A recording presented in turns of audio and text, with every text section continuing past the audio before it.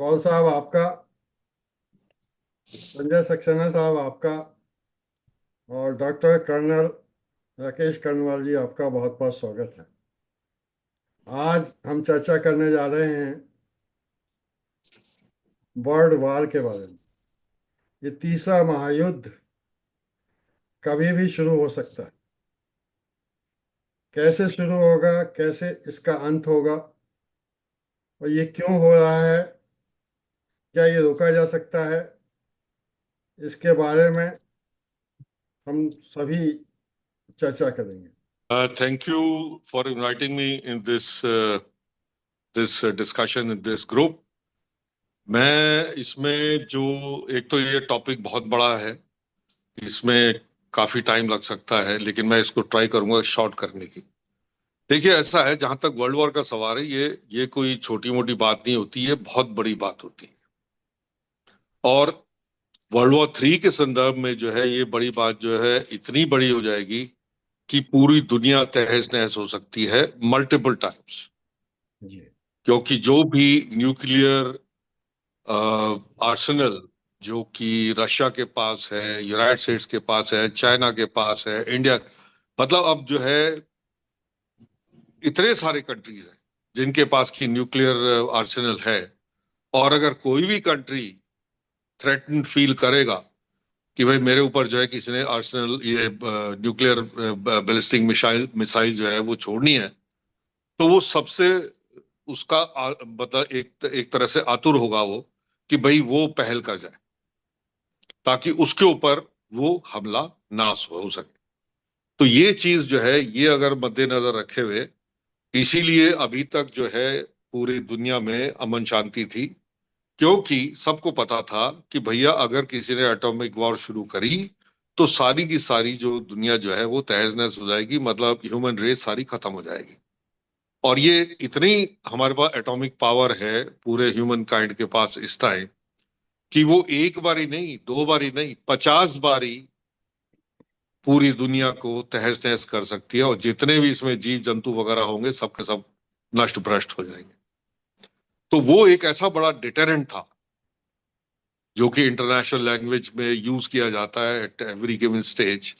और डिटरेंट जो है वो इस तरह से जो है हमारे, क्या कहना चाहिए, ह्यूमन काइंड के लिए इट वॉज ए बिग, क्या कहना चाहिए, एडवांटेज, कि हमें जो है वो चीज नहीं झेलनी पड़ी। अब हुआ क्या है कि जैसे मैंने पीछे डीप स्टेट के बारे में एक काफी व्याख्यान दिया था, तो उसमें मैंने ये बताया था कि जो ये आर्मामेंट की जो लॉबी है यूनाइटेड स्टेट्स की,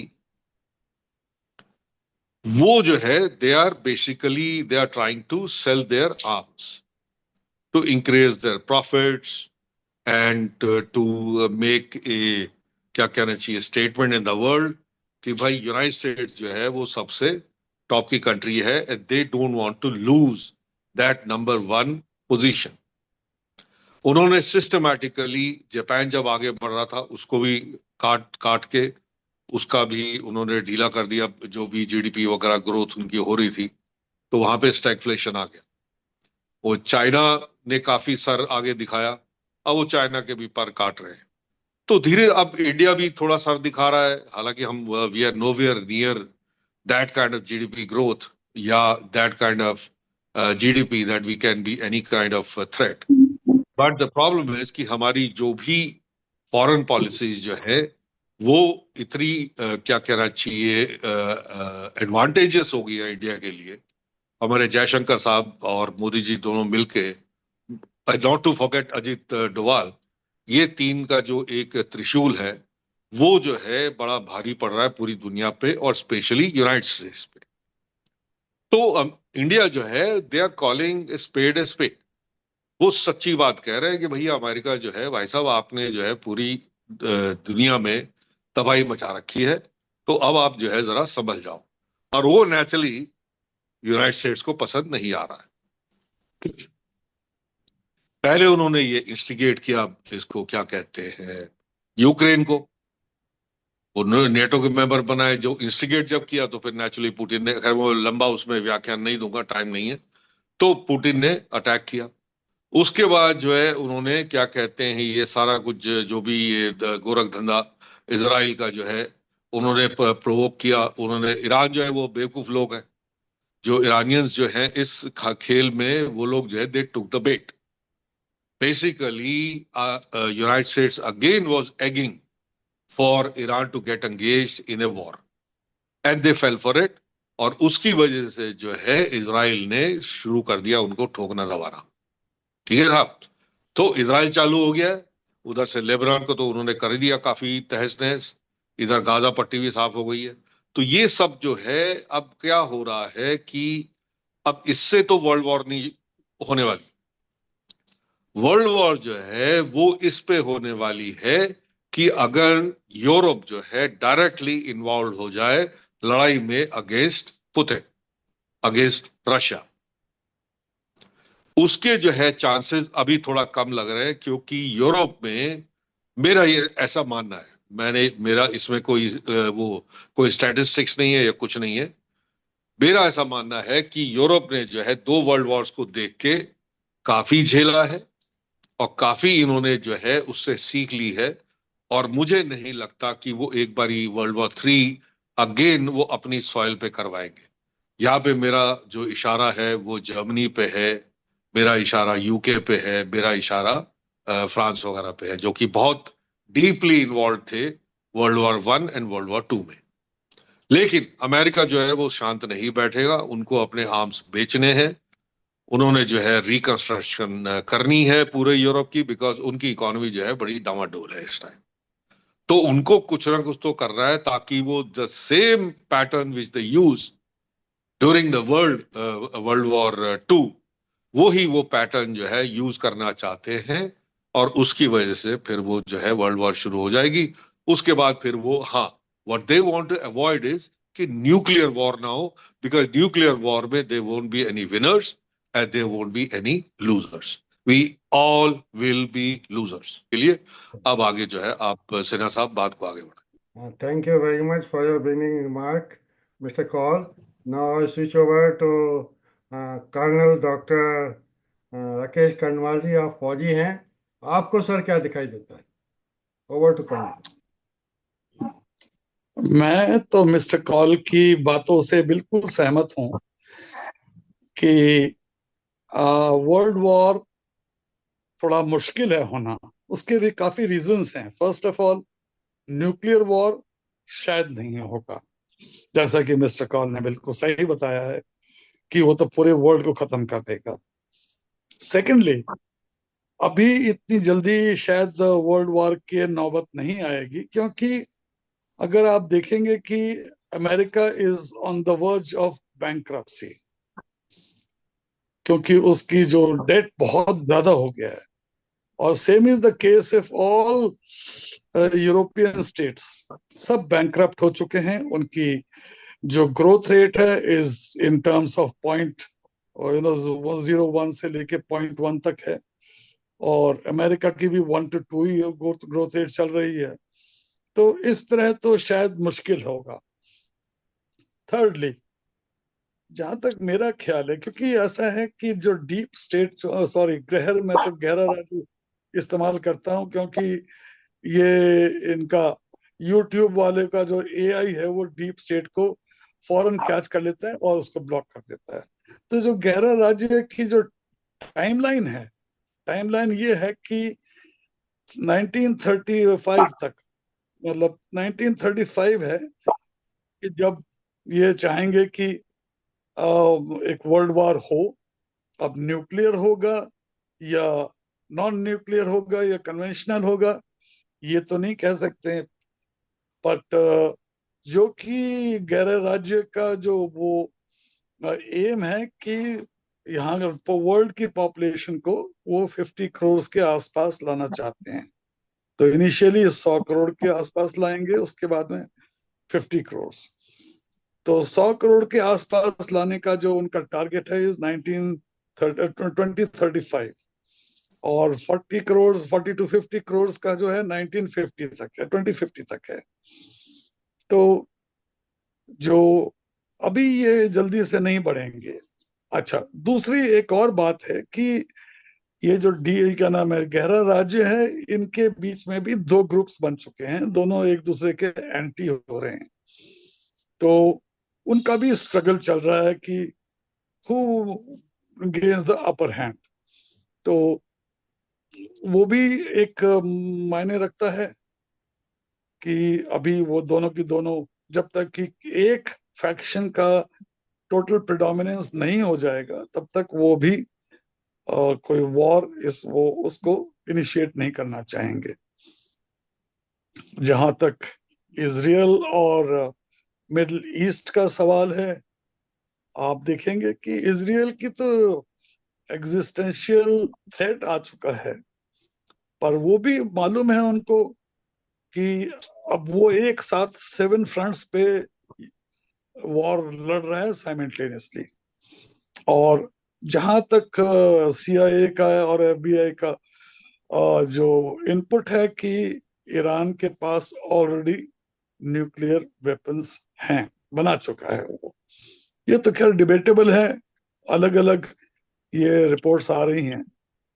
तो शायद यहां भी इस तरफ से भी नहीं होगा। इजराइल और मिडल ईस्ट की वजह से एस्केलेट तो होता रहेगा, पर जहां तक मेरा ख्याल है कि यहाँ भी न्यूक्लियर वो वेपन्स का इस्तेमाल नहीं होगा। बहुत सारी डेथ्स कैजुअलिटीज तो बहुत होंगी। तो अब हम आ जाते हैं यूक्रेन और रशियन वॉर के ऊपर में। Russia is taking it very easily, वो आराम से अपने पत्ते खेल रहा है, और वो यूक्रेन को थका थका कर उसको सरेंडर के लिए मजबूर मजबूर करेगा, जो कि शायद वेस्टर्न कंट्रीज इंक्लूडिंग अमेरिका सहन नहीं करेंगे। तो ये एक पॉसिबिलिटी है कि वर्ल्ड वार होने के चांसेस वहां से हो सकते हैं, इसराइल और मिडिल ईस्ट में नहीं होंगे। Over to mister Sinha ji. Thank you doctor Kanwal sahab. Now I switch over to Sanjay Saxena sahab, जो इस पर भी ध्यान दें कि जो बेवकूफ़ लोग होते हैं ना, वो पहल कर ही देते हैं। और महाभारती के व्यूअर्स का कहना है कि किसी भी घड़ी ये इजराइल इनिशिएटिव लेगा ईरान के न्यूक्लियर अड्डों को ख़त्म करने के लिए, और उससे पहले ही शायद ईरान का दिमाग खराब हो जाए, क्योंकि वो लोग भी तो कहने लगे हैं मरोगे तो कटोगे। यहाँ तो बदमाश भी यही कह रहे हैं, अच्छे भी यही कह रहे हैं कि मरोगे तो कटोगे। तो ओवर टू सक्सेना साहब प्लीज। नमस्कार सर सभी को।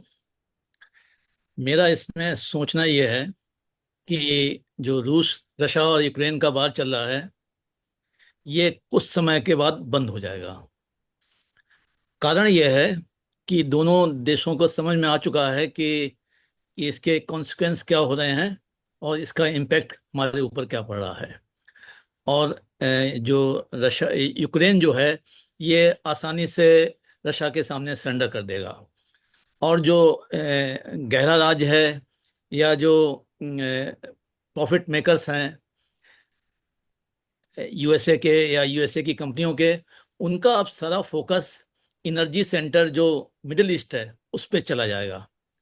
उसका एक बड़ा कारण ये भी है कि जो यूरोप की, यूएसए की जो आम जनता है, वो इस समय टेररिज्म से परेशान हो चुकी है। और वहां पर अंदर से आवाज आ रही है कि अब इन देशों में जो घटनाएं हो रही हैं, पहले लुका छुपी हुआ करती थी, लेकिन अब ये लोग खुलकर सड़कों पे आ गए हैं। तो वहां की जनता को समझ में आ चुका है कि ये टेररिज्म की जड़ कहाँ पर है। और जब इजराइल ने स्ट्राइक किया है हमास पर और बाकी जो अन्य टेररिस्ट ग्रुप हैं, तो उसको काउंटर करने के लिए मेरा अपना ये विचार है कि अब सारा फोकस ईरान या इसके आसपास क्षेत्र पर होगा, ताकि जो एक्टिविटी टेररिज्म वाली है उसको पूर्णतः खत्म किया जा सके। और जो पार्टी सत्ता में है विभिन्न देशों में या यूरोप के कंट्रीज में या यूएसए में, वो दोबारा इस पर उनकी वापसी हो सके। थैंक यू मिस्टर सक्सेना साहब। अब मैं इंटरनेशनल कंसल्टेंट कौल साहब की ओर मुखातिब होना चाहूँगा। सर, आपने सभी की बातें सुनी, आपकी सोच क्या है? इसके बारे में हमारे व्यूअर्स को बताएं। Over to mister Kaul. देखिए, ऐसा है कि ये जो वर्ल्ड वॉर का प्रिडिक्शन करना, ये तो किसी के लिए भी मुश्किल, मेरे ख्याल बाइडेन को भी नहीं पता, ट्रंप को भी नहीं पता, ना अजीत डोभाल को पता है, ना मोदी साहब को पता है, ना नेतन्याहू को पता है, किसी को नहीं पता कि वर्ल्ड वॉर 3 होगी या नहीं होगी। ठीक है। और इसकी प्रिडिक्शन करना जो है बहुत बहुत बहुत मुश्किल है। जब तक कि अगर आप हिस्ट्री में थोड़ा जाएं, वर्ल्ड वॉर 1 और वर्ल्ड वॉर 2 की, तो उसमें जो है कई सारी चीजें जो है, देखिए कोई भी बहुत बड़ा इवेंट जो होता है दुनिया में, उसका कोई एक रीजन नहीं होता, उसके कई सारी रीजंस होते हैं जो कि together they match and then the war starts. तो ये बिल्कुल जैसे शतरंज के अगर दो खिलाड़ी, अच्छे खिलाड़ी बैठे हों, तो जब वो खेलने लगते हैं तो दोनों ने मोर्चे बना लिए, सब कुछ फिट है, एक जरा सी एक ने गोटी इधर से उधर कर दी, उसके बाद जो है मार कुटाई चालू हो जाती है। And then of course the stronger one, जिसका भी दिमाग ज्यादा तेज चलता है, जो चेस का अच्छा खिलाड़ी है, वो फिर जो है बाजी मार के ले जाता है। अब यहां चक्कर क्या है कि यूएसए चाहता है कि यूरोप जो है वो भी इसमें, क्योंकि वहां के जो आर्मामेंट लॉबी जो है वो इंटरेस्टेड है कि भैया उनके जो जो आर्मामेंट्स हैं वो यूज हो। उसके लिए वो क्या कर रहे हैं, वो चाह रहे हैं कि भैया नेटो की जो फोर्सेस हैं, जो मतलब यूरोप में है, दैट मीन्स की जर्मनी, फ्रांस, आपका यूके वगैरह जो भी है, डेनमार्क, और अब तो ईस्ट यूरोपियन कंट्री भी उसमें आ गई है, सबके सब जो है इकट्ठे हो जाए और यूक्रेन का साथ दें militarily, also also with their manual power, that means with the soldiers. वो जाके जो है रशिया के ऊपर अटैक करें, या जो भी उनका ऑफेंसिव जो एक मोड है उसमें आ जाए और रशिया को जो है डिफीट कर दे। पुतिन ने ऑलरेडी कह दिया है कि अगर किसी भी इस देश ने, जो भी यूरोपियन नेटो के जो देश है जो यूरोप में है, इन्होंने अगर इवन आर्म्स भी अगर सप्लाई करे यूक्रेन को, तो वो जो है उसको एक्ट ऑफ वॉर समझेगा उस कंट्री का। जर्मनी सप्लाई करता है तो वो जर्मनी की तरफ से वो समझेगा this is an act of war, so that means Russia has to defend itself against Germany and they will start firing on to Germany. तो यूरोप जो है इस टाइम बड़े डायलेमा में है कि भैया वो अपने जो उनके जो माई बाप हैं यूनाइटेड स्टेट्स, वो उनकी बात सुने या अपने क्या कहते हैं, बिकॉज इस टाइम यूरोप में अगर आप जनरल पब्लिक की बात सुने, कोई भी इंटरेस्टेड नहीं है वॉर वगैरह करने में। They are against, totally totally against कि उनका कंट्री जो है वो खामखा की वॉर में जाके भिड़ जाए। तो ये तो बड़ी पक्की बात है। और पुतिन ने ये भी कह दिया है कि अगर उसको लगा कि वो हार रहा है ये war, he will not hesitate even for a second to start atomic war. देखिए उसके लिए क्या है, आपको ये समझना पड़ेगा, सारे दर्शक जो है और आप तीनों को भी, कि Putin has nothing to lose. Putin has nothing to lose for the simple reason, and that is that he is waging a existentialism, existential war, क्योंकि नेटो अपना एक्सपैंड करता जा रहा है, इनके चारों तरफ इन्होंने घेरा लगा रखा है रशिया के, और रशिया जो है वो देख रहा है कि भैया ये धीरे धीरे धीरे धीरे नेटो की जो है 17 या 18 कंट्रीज ने जो है इन्होंने बढ़ा लिया है, और अब सीधा ये मेरे बॉर्डर पे आ गए यूक्रेन को लेके, और यहाँ पे भी इसको ये नेटो के मेंबर बना रहे हैं। तो पुतिन तो कहता है भैया मेरे को तो अगर मैं नहीं ये वॉर लड़ूंगा, मेरे को तो आप लोग खत्म कर दोगे भाई वैसे ही। तो ये वही बात हो जाती है कि आप जो है अगर घेरे हुए हो गुंडे से, आप कहते हैं ठीक है यार मरना तो भाई, तो सारा लड़के मरो। भैया आप में से कोई भी अगर कहीं किसी गलत जगह पे फंस गया, वहां पे 4-5 गुंडे जो आपके पीछे पड़ गए, तो आपने कहा आप तो उसको ऐसे सुकड़ के तो नहीं बैठ जाओगे आप कहेंगे ऐसी की तैसी यार, मैं कम से कम लड़के तो मरूं, मरना तो है ही मैंने, उन्होंने मेरे को छोड़ा नहीं है 4 लोगों ने। तो यही सिचुएशन पुतिन की भी है अब वो कह रहा है कि भैया मेरा तो इतना बड़ा लैंड मास है, पूरा कंट्री जो है उसमें मेरे ख्याल 11 टाइम जोन्स हैं।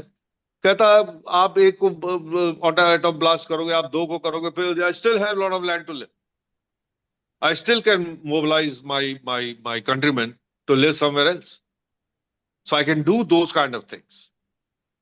तो इसीलिए वो बिल्कुल निडर है न्यूक्लियर वॉर को बजाने के लिए।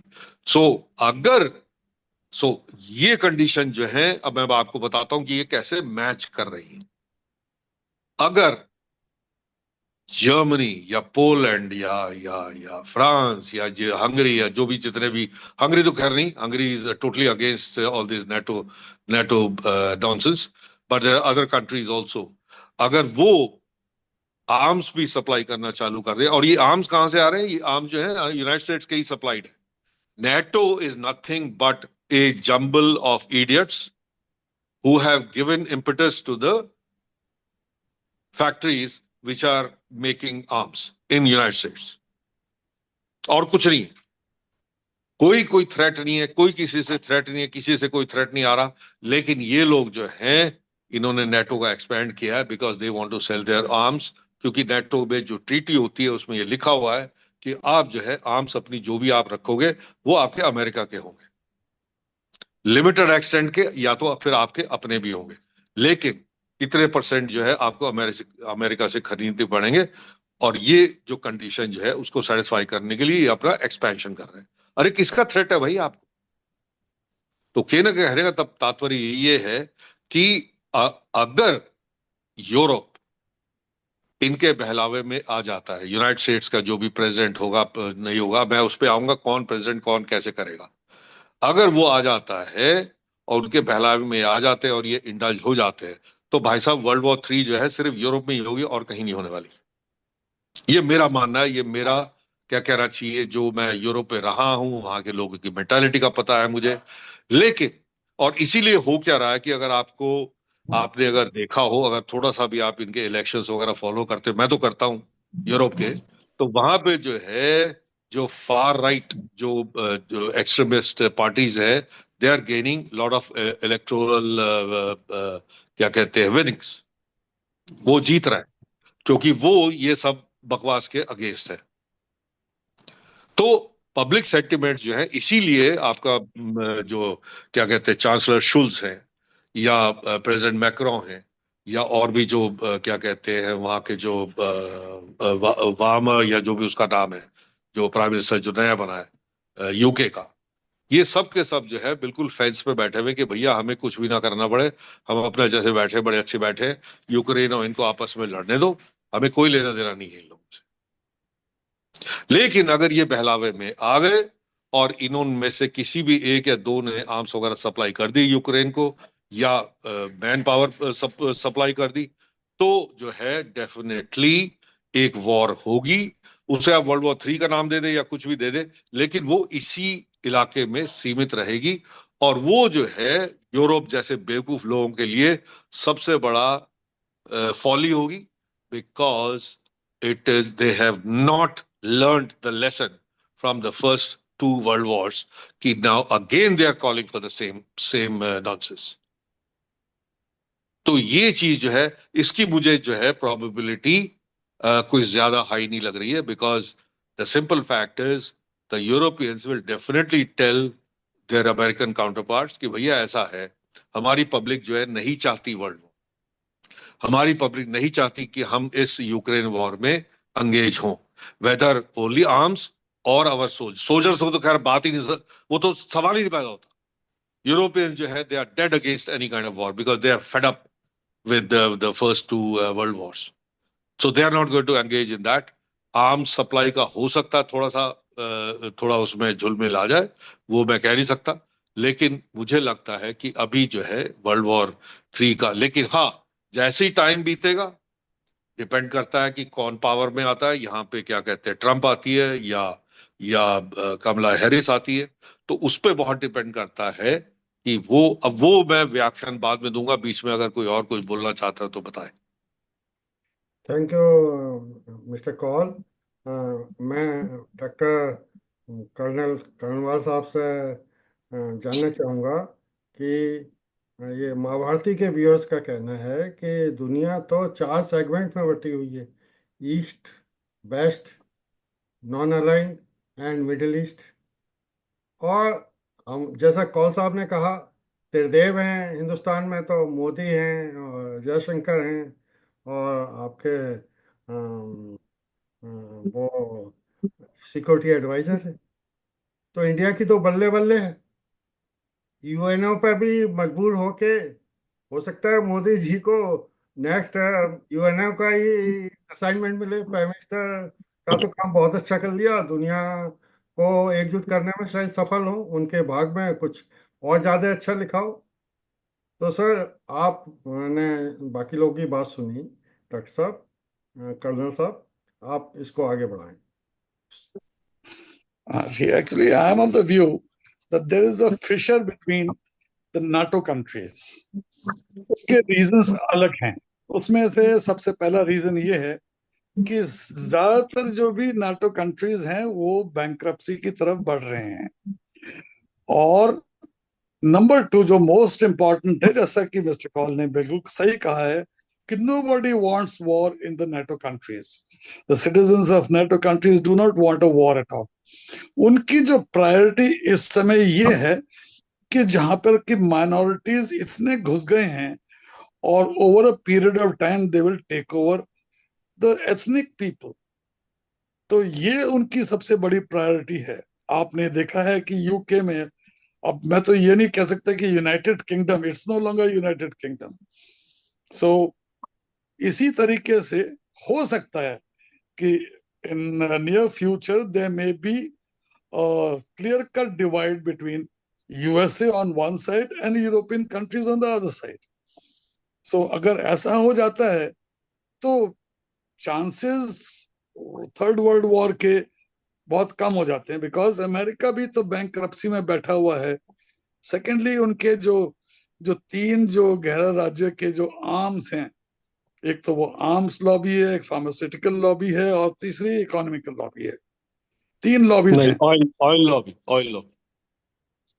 ऑयल लॉबी भी है, पर ये जो इकोनॉमिकल लॉबी बहुत ज्यादा है, जिसमें कि जैसे मैं, जो मुझे to the best of my knowledge, कि ये जो इकोनॉमिकल लॉबी है, क्योंकि मोस्ट जितना भी इनके पास में जो there are 3 families, the worth of which is more than the GDP of the entire world. ये उनकी वो इकोनॉमिकल वो है, पावर है। सो ऑयल लॉबी अलग है और एक इकोनॉमिकल लॉबी अलग है। सो लेट मी से कि instead of 3 there are 4 lobbies basically. तो अब हम अगर देखेंगे कि सपोज कि अब ये जो है यूरोपियन कंट्रीज कहते हैं कि नहीं, हम नहीं वॉर में जाना चाहते, we would like to cater to the whims and fancies और the wishes of my own citizens, because हमें भी इलेक्शंस लड़ने हैं और हमें भी अपना जो है we'll have to put our house in order। इनको जितना भी माइनॉरिटीज है इनको निकालना है। तो उसके ऐसे उसमें चांसेस जरा सा अभी बहुत कम है वर्ल्ड वॉर के। एक्सेप्ट, आई एक्सेप्ट कि कोई भी ऐसा मोमेंट आए कि किसी को भी डेस्परेट हो जाए, स्पेशली प्यूतिन। अगर उसको ज्यादा इन्होंने इंस्टिगेट किया तो प्यूतिन में से कि ओके, एनफ इज एनफ, ना मैं रहूंगा ना पूरी दुनिया रहेगी। तो वो बात अलग है, but Putin is a very very shrewd politician. He knows how to play his cards well. तो वो ऐसा नहीं करेगा। उसने तो वैसे भी बोला हुआ है कि यस, उसने बहुत सारी रेड लाइंस दे दी थी जो कि क्रॉस हो चुकी हैं। So his final red line is कि whenever there is an existential threat over Russia, that is the time when we will use nuclear arsenal. तो अब आगे देखते हैं क्या होता है, अब ये तो नहीं कह सकते हैं। हाँ thank ji, over you, to mister. Thank you very much doctor साहब। मैं अब सक्सेना साहब से चाहूँगा कि वो अपनी अंतिम टिप्पणी दें सबको सुनने के बाद, और 5 मिनट का समय सेशन को कंक्लूड करने के लिए कौल साहब को जरूर दें, क्योंकि ये टॉपिक आज का उन्हीं का है। जी। देखिए सर, मैं बहुत ही स्पष्ट हूं कि यूरोपियन रेस जिसने पूरे वर्ल्ड पे राज किया था, वो ये बेवकूफ़ी कभी नहीं करेगी कि वो पुतिन को इंस्टिगेट करे। और मेरा खतरा केवल और केवल इजराइल से है, क्योंकि जहां पर सवाल एग्जिस्टेंस का हो, यूरोपियन रेस ने 80 साल के दौरान में world war first, world war second देखे हैं, वो जानते हैं कि युद्ध की विविधताएं क्या होती हैं। लेकिन इजराइल एक ऐसा कंट्री है जो विगत 70-75 सालों से अपने दुश्मनों से घिरा हुआ है और उसको लगातार इंस्टिगेट किया जाता रहा है। और जब इजराइल के अस्तित्व पर सवाल आएगा, या उसके जो चारों तरफ उसके जो एनिमीज बैठे हुए हैं, सो कॉल्ड सेकुलर्स, पूरी दुनिया की निगाहों में, अगर वो उसको टारगेट करते हैं, तो इजराइल किसी भी स्थिति में चला जाएगा। और बड़ बार अगर होगा तो वहीं से होगा, यूरोप से तो बिल्कुल नहीं होगा। और दूसरा एक खतरा हमको दिखाई पड़ता है बड़ बार के लिए किम से, क्योंकि अभी आदरणीय कौल साहब ने कहा था, या किसी हमारे वक्ता ने कहा था कि कब किसका दिमाग सटक जाए कहा नहीं जा सकता। तो इसी प्रकार से नॉर्थ कोरिया में जो बैठा हुआ है, वो भी कभी कभी इसी प्रकार की हरकतें करता रहता है। तो वो दूसरा कोई कंट्री उसको इंस्टिगेट कर दे और वो कोई ऐसी मिसाइल छोड़ दे जो बर्ड वार का कारण बन जाए, ये हो सकता है। लेकिन बर्ड वार यूरोप से नहीं होगा, ये मैं पूरी तरीके से विश्वस्त हूँ। Thank you. बाकी अन्य वक्ताओं से कहूंगा कि इस पर हमारे कौल साहब से कहूंगा कि जो कंक्लूजिंग रिमार्क है वो आप कहें। देखिए, ऐसा है कि ये जो बाकी तो ये तो प्योर स्पेकुलेशन है, एंड अरे हम सबका अपना स्पेकुलेशन है कि हाँ जी वर्ल्ड वॉर होगी नहीं होगी, जो भी है, ये कंडीशन वो condition. Fact of the matter is कि it has to be directed by United States. और यूनाइटेड स्टेट्स में जैसे कार्ड्स अभी हैं, मेरे हिसाब से अगर तो कमला हैरिस अगर आती है तो वर्ल्ड वॉर होने के चांसेस जो है बढ़ जाएंगे। और अगर ट्रंप आता है तो सुख शांति आ जाएगी, बिकॉज वो जो है हेल बेंट अपॉन है कि भैया ये जो है इसका आगे जो है हिसाब किताब, आगे ये जितना भी ये वॉर्स हो रही है, ये है वो हो रही, उसके हाथ में भाई साहब हथकंडे हैं, जो कि इसराइल को भी शांत कर सकता है, ईरान को भी शांत कर सकता है, और पुतिन को तो डेफिनेटली वो शांत कर सकता है। और वो फिर जेलेंस्की को भी मनवा लेगा कि भैया तू कह दे कि मैंने नेटो का मेंबर नहीं बनना है। और जब वो ये कहेगा तो सीधा सा पुतिन भी अपना आराम से बैठ जाएगा और पूरे वर्ल्ड में सुख शांति आ जाएगी। इसी का एक ट्रम्प का जो अगर आप बैकग्राउंड ले, जब ये पहले इसका क्या कहते हैं टेन्योर था, that was the most peaceful time we ever had in the world. तो ट्रम्प जो है उसको बहुत लोग लाइक नहीं करते, शायद आप में से ही भी होंगे, दो तीन तीनों होंगे या एक दो होंगे आप में से जो आप लाइक नहीं करते। But the fact of the matter is that he has proved to be a very effective president, and I think if he comes into the power there will be sukh shanti, there will be peace in this world. If Kamala Harris comes, because then she will be the puppet of the lobbies and the big corporates, and they naturally would like कि भाई उनके arms बिके, और उसकी वजह से वो definitely जो है इंस्टिगेट करेंगे और वर्ल्ड वॉर का जो है वो चांसेस बढ़ जाएंगे। तो ये मैं कंक्लूजन करते हुए आप लोगों से विदा चाहता हूं। थैंक यू वेरी मच और thank you. Sir let us talk तो मैं डॉक्टर कर्णवाल साहब कुछ कहना चाहते हैं। डॉक्टर कर्णवाल साहब आप बताइए, आप कुछ बोलना चाहते हैं।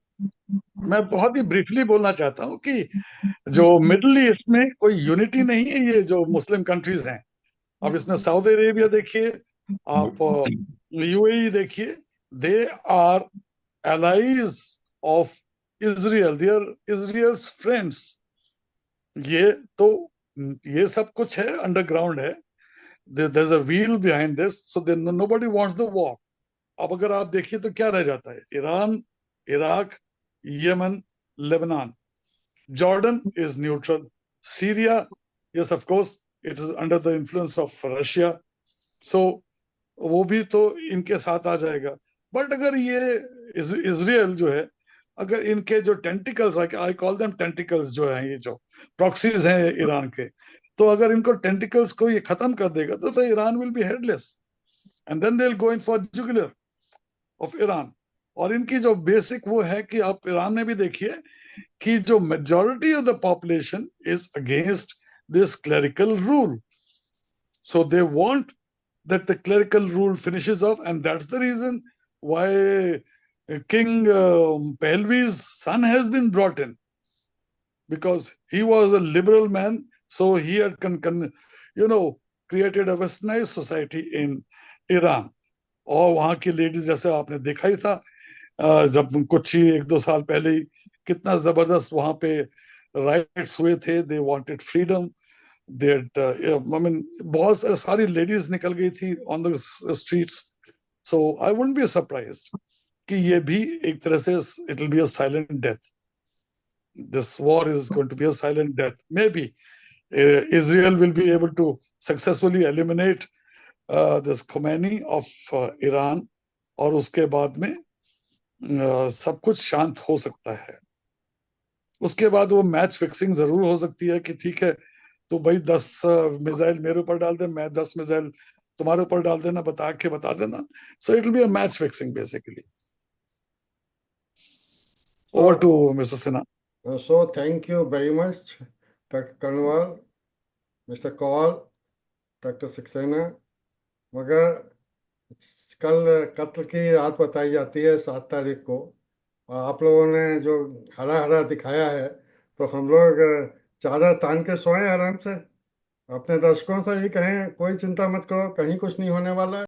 सच बताते हैं हम, ताकि बुजुर्गों की बातें किताबी बातें न रह जाएं। महाभारती चैनल वरिष्ठ नागरिकों के माध्यम से सच दिखाने का एक ईमानदार प्रयास है। आपसे अनुरोध है कि महाभारती चैनल के डिस्कशंस में भाग लें, हमारी त्रुटियों को बताएं। महाभारती मंच का विचार है, जो वरिष्ठ नागरिक हैं, जो उच्च पदों से सेवानिवृत्त होकर हमारी चर्चाओं में भाग लेते हैं, कोई कारण नहीं है जिसकी वजह से वे डिस्टॉर्टेड फैक्ट्स एंड फिगर्स जनता को बताना चाहेंगे। तो मेरा ये पूर्ण विश्वास है कि हम सोशल मीडिया के क्षेत्र में जागरूकता लाने में सफल होंगे। मेरा आप सभी से अनुरोध है कि महाभारती चैनल को लाइक करें, सब्सक्राइब करें